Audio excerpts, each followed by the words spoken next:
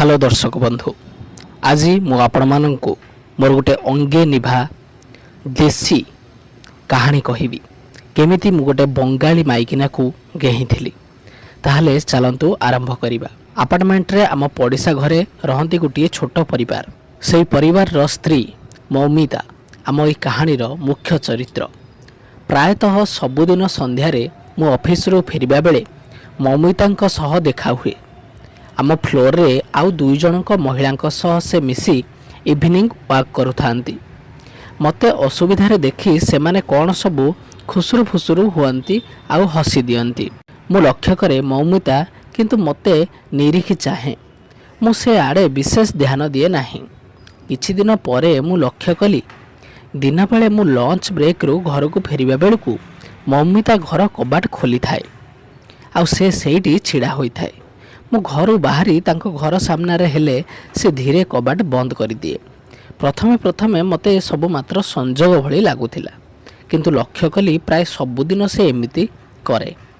पछको बुली चाहिला बेलकु से मते ही चाहि थाए आ कबाटी धड़किना बंद कर दिए। धीरे धीरे से कबाट बंद करला नाही, सेमिति चाहि रहे। ममिता विषय रे कहि दिए जे से बंगाली स्त्री लोकटी, देखिबाकू भारी सुंदरी। अन्य बंगाली स्त्री लोकंक भली पुत्रोळ काय नुहे, तनु पातली। अवश्य अंटा भारी चौड़ा, किंतु शरीर रे मांस सठिक परिमाण रे रहिछि। 5 वर्षर पुओटी रहितिबा सत्वे ता छातीर आकार 34 ही अछि। मुह भी देखिबारे भारी सुंदर, रंग पूरा गोरा। मो बाहाघर 10 वर्ष हो गलानी, आउ पूर्व भली चमक नाही कहले चलिबो। घरे पिलांक दायित्व रे मो स्त्री रमा पूरा बोझिल आउ तार सेक्स पाई विशेष स्पृहा नाही। मते भी ममिता को देखिबा भल लागे, हेले मो स्त्री रमा आउ ममिता भारी सांग। बेले बेले ममिता आम घरे आसी बसी थाए। मो घर को आसिले से चली जाए। एमिति दिने लंच ब्रेक परे घर बाहरी ऑफिस आसुथिली। आम घर कबाट खोलिबा परे लक्ष्य कली ममिता पुओ को धरी निज घर को बाहरिला। कबाटरे ताला देई तरतर हेई बाहरी गला। मु आम फ्लोर रु तल को आसिया बेलू ममिता सेठी बुलुथिला। मते देखि हसी देला। से दिन काहे कि केजाणी मु भी सामान्य हसी देली। से मो पाखक आसी हठात मो हाथ रे कागज खंडे ढाकी देई तरतर हेई चलीगला। घटना एते शीघ्र घटिला जे पाखरे थिबा केही लोक भी भाभी परिबे नाही ए भितरे से मते कागज खंडे देई चली जाईछि। से कागज को अति साइती रे मु धीरे मो पॉकेट रे पुरेई देई ऑफिस को आसी गली। ऑफिस आसिया परे से कागज कथा पूरा भूली गली। ऑफिस सारिया बेलू घर को जीवाको बाहरुथिली। सेतबेले मते मौमिता देइथिबा कागज कथा मने पड़िला। खोली देखिली सेथिरे लेखा होइतिला आई लव यू आउ तळे मौमिता पाखरे मोबाइल नंबर। मो मन कुरुळे उठिला, हेले मनरे भय भी थिला कि जानिले कोन हेबो। सेथिभाई नंबरटी को मोबाइल रे साइड रखिली सिक्रेट ना देई। कागजटी को पाखरे रखिबाको भारी मन हेउतिला, किंतु जानिथिली ए जिनिस पाखरे रहिले मो भली विस्फोरण होई पारे। तेणु ताको चिरी फोपाड़ी देली। ए घटना परे ममिता को देखिले मु भी किछि क्षण चाहि रहे आ से भी, किंतु केबे साहस करी फोन करि पारली नाही।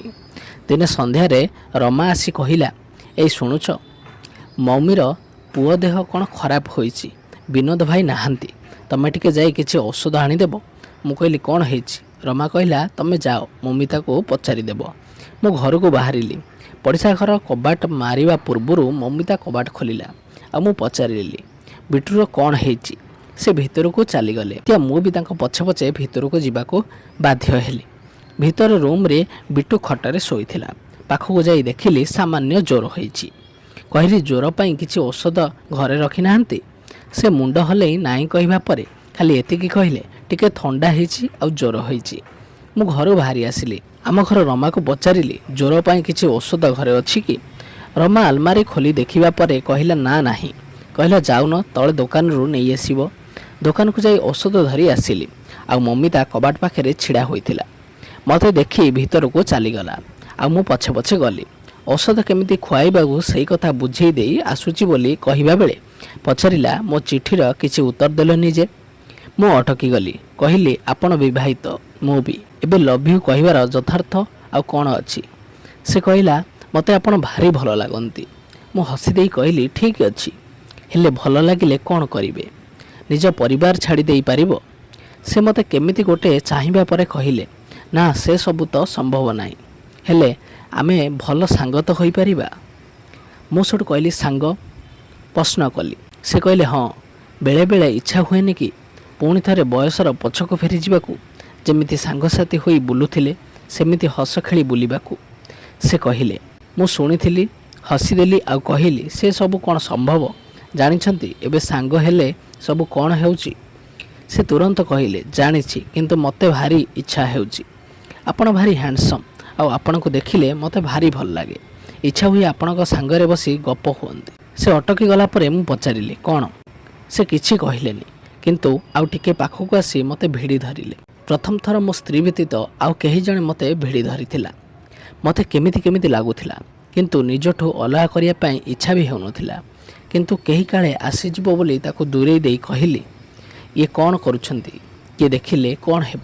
ମୁଁ ଘରକୁ ଚାଲି ଆସିଲି। କିନ୍ତୁ ଆପଣମାନେ ଜାଣିଛନ୍ତି, ଯଦି ଅଜଣା ଅପରିଚିତ ସ୍ତ୍ରୀ ଲୋକଟିଏ ସ୍ୱେଚ୍ଛାରେ ଯଦି ମରେଇ ହେବାକୁ ଚାହୁଁଛି, ଏ ମୌକା କେମିତି କିଏ ଛାଡ଼ି ହେବ? ହେଲେ ସମୟ ଆଉ ସୁଯୋଗ ମିଳିବାର ଅଛି। ଘରକୁ ଫେରିବା ପରେ ବାଥରୁମ୍ ଯାଇ ମମିତା କଥା ଭାବି ମୁଠି ମାରିଲି। ସେଦିନ ଛୁଟି ଥିଲା। ରମା କହିଲା, ଚାଲ ବଜାର ଯାଇ ଆସିବା। ଆମେ ବଜାର ଯାଉଥିଲୁ। ସେହି ସମୟରେ ମମିତା ନିଜ ଘର ସାମ୍ନାରେ ଛିଡ଼ା ହୋଇଥିଲା। ମା ଆସିବା ପରେ କହିଲା, ବିନୋଦ ଭାଇଙ୍କ ବଦଳି ହୋଇଯାଇଛି, ତେଣୁ ସେ ଏବେ ସପ୍ତାହରେ କେବଳ ଶନିବାର ରବିବାର ହିଁ ଏଠି ରହିବେ। ବିଚାରୀ ଏକୁଟିଆ ହୋଇଗଲା। ମୁଁ କହିଲି, ତମେ ତ ଅଛ। ରମା କହିଲା, ସ୍ୱାମୀ ପାଖରେ ନଥିଲେ ଯେତେ ହେଲେ ସ୍ତ୍ରୀ ଦୁର୍ବଳ ଅନୁଭବ କରିବ ନା। ସ୍ୱାମୀ ଏକା ବଳ ନା। ବଜାରରୁ ସଉଦା କରି ଫେରିବା ବେଳେ ମମିତା ଘର ବାହାରେ ବିଲ୍ଡିଂରେ ଅନ୍ୟ ସ୍ତ୍ରୀ ଲୋକଙ୍କ ସହ ମିଶି ୱାକ୍ କରୁଥିଲା। ରମାକୁ ଦେଖି କଥାରେ ମାତିଗଲା। ମୁଁ ଘରକୁ ଫେରିଲି। ମୋର ବି ମନ ଥିଲା ବାହାରକୁ ଯାଇ ମମିତାକୁ ମନ ଭରି ଦେଖିବି। ଆଜି ସେ ଭାରି ସେକ୍ସି ଲାଗୁଥିଲା। ସ୍କର୍ଟ ସହିତ ଟପ୍ ପିନ୍ଧି ସେ କଲେଜ ଯାଉଥିବା ଟୋକିଙ୍କ ଭଳି ଦିଶୁଥିଲା। ରମା କିଛି ସମୟ ପରେ ଘରକୁ ଫେରିଲା। କଥାବାର୍ତ୍ତା ହେଉ ହେଉ କହିଲା, ମମିତାର ଭାଗ୍ୟ ଭଲ, ପିଲାଟେ ପାଇଛି ଯେ କିଛି ଚିନ୍ତା ନାହିଁ। ସଞ୍ଜ ହେଉ ହେଉ ଶୋଇପଡ଼ୁଛି। ଆମ ପିଲା ରାତି ଅଧ ଯାଏ ଶୋଉନାହାନ୍ତି। ରମା ରୋଷେଇ ଘରେ ପଶିଗଲା। ସେ ବାହାରେ ଆଣିଥିବା ଖାଦ୍ୟ ଖାଏନି। ନିଜେ ରୋଷେଇ କଲେ ହିଁ ସେ ଖାଏ। ସେ ରୋଷେଇ କରୁଥିଲା। ପିଲାମାନେ ପଢ଼ାପଢ଼ିରେ ବ୍ୟସ୍ତ ଥିଲେ। ମୁଁ କବାଟ ଖୋଲି ବାହାରକୁ ବାହାରିଲି। ମମିତା ନିଜ ଘର ସାମ୍ନାରେ ଥିଲା। ମୋତେ ଦେଖି ହସିଦେଲା। ମୁଁ ଠାରି ଦେଇ ପଚାରିଲି, ବିଟୁ? ସେ ଇସାରା ଦେଇ କହିଲା, ଶୋଇଗଲାଣି। ସମୟ ସନ୍ଧ୍ୟା 8ଟା ହେବ। ମୁଁ ବି ସାର୍ଟଟିଏ ପିନ୍ଧିଦେଇ କହିଲି, ଟିକେ ତଳକୁ ବୁଲି ଆସୁଛି, ଆଉ ବାହାରିଗଲି। ନିଜ ଘର କବାଟ ବନ୍ଦ କରିଦେଇ ଆଗକୁ ଯାଇ ଏପାଖ ସେପାଖ ଦେଖିଲି। କେହି କୁଆଡ଼େ ଦିଶୁନଥିଲେ। ପଛକୁ ଫେରି ଆସୁଥିଲି। ମମିତା କବାଟ ମେଲେଇ ଦେଇ ଘର ଭିତରକୁ ଚାଲିଗଲା, ଆଉ ତା ପଛେ ପଛେ ମୁଁ ବି ଚାଲିଲି। ଘର ଭିତରେ ପହଞ୍ଚିବା ପରେ କବାଟ ବନ୍ଦ କରିଦେଲି। କବାଟ ବନ୍ଦ କରିଦେଉ ଦେଉ ମମିତା ଆସି ମୋତେ ଭିଡ଼ି ଧରିଲା, ଆଉ ମୁଁ ବୁଲି ପଡ଼ି ତାକୁ ବି ଭିଡ଼ି ଧରିଲି। ସେ ମୋ ମୁହଁକୁ ଚାହିଁ ଆଖି ବୁଜିଦେଲା, ଆଉ ମୁଁ ତା ଓଠକୁ ଚୁମା ଦେବାକୁ ଆରମ୍ଭ କରିଦେଲି। ସେ ନିଜ ପାଟି ମେଲେଇ ଦେଇ ମୋ ତଳ ଓଠକୁ ଚୁମା ଦେବାକୁ ଲାଗିଲା। ଆମ ଚୁମା ବର୍ତ୍ତମାନ ପୁରା ସେନ୍ସଅଫ୍ ଆଉ ହଟ୍ କିସ୍ରେ ପରିଣତ ହୋଇଗଲା। ଆମେ ପରସ୍ପରକୁ ଜୋର କରି ଚାପି ଯାଉଥିଲୁ। ସେ ମୋ ଓଠକୁ କାମୁଡ଼ି ପକାଉଥିଲେ। କିଛି ସମୟ କିସ୍ କରିବା ପରେ ମୁଁ ତା ମୁହଁକୁ ଧରି ଚାହିଁଲି। ତା ଆଖିରେ ମୋତେ ଖାଲି ଯୌନ ପିପାସା ଦେଖାଯାଉଥିଲା। ପକେଟରୁ ମୋବାଇଲ ବାହାର କରି ବନ୍ଦ କରିଦେଇ ରଖିଦେଲି, ଆଉ ପୁଣି ଥରେ ତା ଓଠକୁ କାମୁଡ଼ିବାକୁ ଆରମ୍ଭ କରିଦେଲି। ସେ ମୋତେ ଭିଡ଼ି ଧରିଥିଲା, ଆଉ ମୋ ଦେହରେ ଖସି ହେଉଥିଲା, ଆଉ ତା ଛାତି ପାଖରେ ଆସି ଅଟକିଗଲା। ସେ ମୋ ହାତକୁ ନିଜ ବାମ ଛାତି ଉପରେ ଚିପି ଧରିଲା, ଆଉ ମୋ ହାତ ପାପୁଲିରେ ତା ଦୁଧକୁ ଚିପିବାକୁ ଲାଗିଲା। କଅଁଳ ଦୁଧ ମୋ ଚାପରେ ଚିପି ହେଇଯାଉଥିଲା। ମୋ ନିଜ ସ୍ତ୍ରୀ ବ୍ୟତୀତ ଅନ୍ୟ କେହି ସ୍ତ୍ରୀର ଦୁଧକୁ ମୁଁ ଚିପିବି ବୋଲି କେବେ ସ୍ୱପ୍ନରେ ବି ଭାବିନଥିଲି। ମୁଁ ଜୋର କରି ଚିପିବାକୁ ଲାଗିଲି। ତା ଟପ୍ ତଳେ ହାତ ପୂରେଇ ତା ଦୁଧକୁ ଛୁଇଁଲି। ସେ ଭିତରେ ବ୍ରା ପିନ୍ଧିନଥିଲା। ଦୁଧ ମୋ ହାତରେ ଥିଲା। ତା ଟପ୍ ଖୋଲିଦେଲି, ଆଉ ଦୁଇ ଦୁଧକୁ ଚିପିବାକୁ ଲାଗିଲି। ସେ ମୁଣ୍ଡ ପଛକୁ କରିଦେଇ ଆଃ ଆଃ ଆଃ କହୁଥିଲା। ତା ଦୁଧକୁ ଚିପିବା ପରେ ଦୁଧର ବୁଣ୍ଡିକୁ ଆଙ୍ଗୁଠି ଟିପ୍ ମଝିରେ ରଖି ଦଳିବା ପରେ ସେ ମୋତେ ଆହୁରି ଜୋରରେ ଚିପି ଧରିଲା, ଆଉ ଜୋରରେ ଆଃ ଆଃ କହିଲା। ମୁଁ ତା ବାମ ନିପଲକୁ ନିଜ ପାଟିରେ ନେଇ ଚିପିଲି, ଆଉ ତା ଶ୍ୱାସର ଗତି ବଢ଼ିଗଲା। ସେ ଆଃ ଆଃ ଖାଲି କହୁଥିଲା ବେଳେ ମୁଁ ତା ଦୁଧକୁ ନିଜ ପାଟିରେ ନେଇ ଚିପିବା ସହ ଚୋଷିବାକୁ ଲାଗିଲି। ସେ ଅସମ୍ଭାଳ ଭାବରେ ଆଃ ଆଃ ଚିଲେଇ ଉଠୁଥିଲା। କହିଲି, ବିଟୁ ଉଠି ପଡ଼ିବ। ସେ କହିଲା, ନା ଉଠିବନି। ଆଉ ମୁଁ ତା କଥା ଶୁଣିଲା ବେଳକୁ ମୋ ପ୍ୟାଣ୍ଟ ଭିତରେ ମୋ ବିଟୁ ଉଠିଗଲାଣି, ଆଉ ଧକ୍ ଧକ୍ କଲାଣି। ତା ଦୁଧକୁ ଖାଇବା ପରେ ଏପାଖ ସେପାଖ କରି ଚିପିବାକୁ ସହ ଚୋଷିବାକୁ ଲାଗିଲେ ଆଉ ଚିପୁଥିଲେ। ସେ ନିଜ ହାତରେ ଦୁଧ ଖୋଇ ଦେଉଥିଲା। ଅଳ୍ପ ସମୟ ପରେ ମୋ ହାତ ତା ବିହା ଉପରେ ବୁଲିବାକୁ ଆରମ୍ଭ କରିଥିଲା। ସେ ନିଜ ଦୁଇ ଜଙ୍ଘକୁ ଅଲଗା କରିଦେଇ ବିଆ ଉପତ୍ୟକାକୁ ମେଲେଇ ଦେଇ ମୋ ହାତକୁ ସହଜରେ ବୁଲିବାକୁ ଜାଗା ଦେଉଥିଲା। ମୁଁ ତା ବିଆକୁ ଉପରୁ ଆଉଁସି ଦେଉଥିଲି। ସେ ନିଜେ ହିଁ ସ୍କର୍ଟ ଖୋଲିଦେଲା। ଭିତରେ ସେ ପ୍ୟାଣ୍ଟଟି ପିନ୍ଧିନଥିଲା। ଏବେ ସେ ସମ୍ପୂର୍ଣ୍ଣ ଭାବରେ ଲଙ୍ଗଳା ହୋଇଯାଇଥିଲା। ତା ବିଆରେ ଆଙ୍ଗୁଠି ପୂରେଇବା ପରେ ସେ ଖାଲି ଆଃ ମାଗ ବୋଲି କହି ଚିଲେଇ ଉଠିଲା। ଆଉ ମୁଁ ତା ବିଆକୁ ଛୁଇଁ ଜାଣିଥିଲି ସେ ପୁରା ସଫା କରି ରଖିଛି, ବାଳ ଆଦୌ ନାହିଁ। ମୋତେ ଭାରି ଇଚ୍ଛା ହେଲା ଆଉ ମମିତାକୁ ଅନ୍ୟ ରୁମ୍ରେ ଖଟ ଉପରେ ନେଇ ଶୋଇଦେଲି। ଆଉ ଗୋଡ଼ ଦୁଇଟାକୁ ଅଲଗା କରିଦେଇ ସେ ମଝିରେ ବସିଗଲି ଆଉ ବିହାରେ ପାଟି ଦେଇ ଚାପିଲି। ସେ ଖାଲି ଆଃ ମାଗ କହ ମୋ ମୁଣ୍ଡକୁ ନିଜ ବିଆ ଉପରେ ଚିପି ଧରିଲା। ମୁଁ ଜୋର କରି ତା ବିଆକୁ ଚାପୁଥିଲି। ସେ ଖାଲି ଆଃ କହୁଥିଲା। ବିଆ ଭିତରେ ଜିଭ ପୂରେଇ ଘେଇବା ଭଳି କରିବା ପରେ ସେ ନିଜେ ଆଣ୍ଟ ଉପରକୁ ଉଠେଇ ଘିଆ ଖାଇଲା।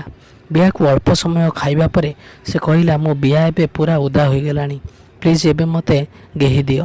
ମୁଁ ଉପରକୁ ଉଠିଲି ଆଉ ପ୍ୟାଣ୍ଟ ଖୋଲିଦେଲି। ମୋ ବାଣ୍ଡ ସେତେବେଳକୁ ପୁରା ଠିଆ ହୋଇଥିଲା।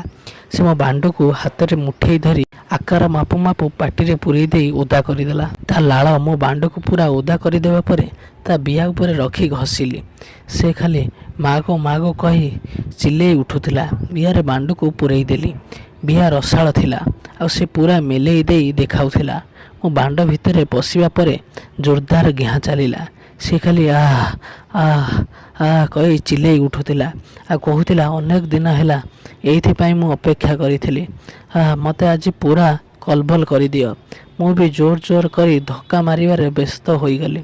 କିନ୍ତୁ ଅଳ୍ପ ଧକ୍କା ଖାଇବା ପରେ ତା ବିଆରୁ ରସ ଝରି ଆସିଲା ଆଉ ସେ ନିସ୍ତେଜ ହୋଇଗଲା। ବୋଧହୁଏ ଅତ୍ୟଧିକ ଉତ୍ତେଜନାରେ ତାର ସ୍ରାବ ହୋଇଗଲା। ମୁଁ ବି ଆଉ ଅଳ୍ପ ଧକ୍କା ମାରିବା ପରେ ମୋର ବୀର୍ଯ୍ୟ ବାହାର କରିଦେଲି। ବୀର୍ଯ୍ୟ ବାହାରିବା ପରେ ବେସିନ୍ ପାଖରେ ଛିଡ଼ା ହୋଇ ମୁଁ ମୋ ବାଣ୍ଡକୁ ଧୋଇବା ବେଳେ ସେ ଭିତରକୁ ଯାଇ ସଫା ହୋଇ ଆସିଲା। ସଫା ହୋଇ ଆସି ମୋ ପାଖରେ ବସିଲା। ମୋ କାନ୍ଧରେ ମୁଣ୍ଡ ରଖି କହିଲା, ମୋତେ ସବୁବେଳେ ଏମିତି ସେକ୍ସ କରିବ ନା? ମୁଁ କହିଲି, ମୁଁ କ'ଣ ମନା କରିପାରିଥାନ୍ତି? ଧନ୍ୟବାଦ। କ'ଣ ଇଣ୍ଟ୍ରାଡେ ଟ୍ରେଡିଂ କରିବା ପାଇଁ ଚାହୁଁଛନ୍ତି? ତେବେ ଆଜିର ଭିଡ଼ିଓରେ ଆସନ୍ତୁ ଜାଣିବା ଇଣ୍ଟ୍ରାଡେ ଟ୍ରେଡିଂ କ'ଣ, ଏହା କିପରି ହୋଇଥାଏ। ଇଣ୍ଟ୍ରାଡେ ଟ୍ରେଡିଂ ମାନେ ହେଉଛି ସେଇଦିନ ସେୟାର ଷ୍ଟକ୍ କିଣିବା ଓ ସେଇଦିନ ବିକିଦେବା। ଇନଭେଷ୍ଟର ନିବେଶକ ଲଙ୍ଗ ଟର୍ମ ପାଇଁ ସେୟାର କିଣିଥାନ୍ତି। ଟ୍ରେଡର ବ୍ୟବସାୟୀ ବା ଇଣ୍ଟ୍ରାଡେ ଟ୍ରେଡିଂ କରି ପ୍ରଫିଟ୍ ଲାଭ କରିଥାନ୍ତି। କିପରି ଏହା କାମ କରିଥାଏ? ସକାଳ 9:15 AM ଷ୍ଟକ୍ ମାର୍କେଟ ଓପନ୍ ହୋଇଥାଏ। ଟ୍ରେଡ୍ ଷ୍ଟକ୍ କିଣିଥାନ୍ତି। ଟ୍ରେଡର ଷ୍ଟକ୍ କିଣିଥାନ୍ତି ଏବଂ ସେୟାର ପ୍ରାଇସ୍ ବୃଦ୍ଧି ପାଇଲେ ତାକୁ ସେଲ୍ କରିକିରି ପ୍ରଫିଟ୍ କମେଇଥାନ୍ତି। ସମସ୍ତ ଟ୍ରେଡ୍ 3:30 PM ପୂର୍ବରୁ କ୍ଲୋଜ୍ କରିବାକୁ ପଡ଼ିଥାଏ। ଲାଭ କିପରି କମାଇବେ? ବାଏ ଲୋ ସେଲ୍ ହାଇ। ଶସ୍ତାରେ କିଣିକିରି ଅଧିକ ଦାମରେ ବିକିବେ ତ ସେଥିରେ ଆପଣମାନେ ଲାଭ କମାଇ ପାରିବେ। ସେଲ୍ ହାଇ ବାଏ ଲୋ, ସର୍ଟ ସେଲିଂ, ଦାମରେ ବେଚି ଶସ୍ତାରେ କିଣିବେ। ତ ଏହିପରି ଭାବରେ କିଛି ପ୍ରୋସେସ୍ ଥାଏ। ତ ଏଥିରୁ ଆପଣମାନେ ଫାଇଦା କିପରି କମେଇ ପାରିବେ ବା ଆଡ଼ଭାଣ୍ଟେଜେସ୍ କିପରି ପାଇପାରିବେ? ଦିନକୁ ଅଳ୍ପ ସମୟରେ ପ୍ରଫିଟ୍ କରିପାରିବେ। ମାର୍କେଟ ଅପ୍ ଆଣ୍ଡ ଡାଉନ୍ ଦୁଇଥର କମେଇବାର ଅବସର ଦେଇଥାଏ। ଲିଭରେଜ୍, କମ୍ ପଇସାରେ ବଡ଼ ଟ୍ରେଡ୍ ଆପଣଙ୍କୁ ନେଇପାରିବେ। ଏଥିରେ ରିସ୍କ କ'ଣ ରହିଛି? Market volatile, up and down, ଅଧିକ ଲସ୍ ଏବଂ ହାନି ହୋଇପାରେ।